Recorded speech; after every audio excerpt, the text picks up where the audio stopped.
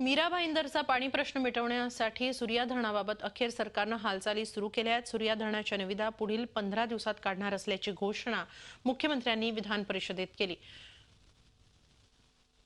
सूर्या योजना फिजिबल आहे, ही ग्रेडियंटनी पाणी आणणारी योजना आहे आणि म्हणून याची जी जागा आहे ती आता आपल्या कोकण विकास महामंडळाकडे होती, ती जागा आपण MMRDA ला आता हँडओव्हर करतोय आणि पुढच्या 15 दिवसांमध्ये याचं टेंडर जे आहे ते आता MMRDA काढणार आहे। याच्यामधला दुसरा प्रश्न असा आहे की याच्या पाईपलाईन्स ज्या येणार आहेत त्या पाईपलाईन्स आणत असताना जवळजवळ 9 लँड पार्सल जे आहेत हे वन विभागाकडे आहेत, तर त्याही संदर्भातलं आता सगळे प्रस्ताव आपण सादर केलेले आहेत आणि साधारणपणे पुढच्या 2 महिन्यामध्ये वन विभागाकडनं हे सगळे लँड पार्सल्स आपण त्याची परवानगी मिळेल अशा अवस्थेत त्या आता आणले आहेत।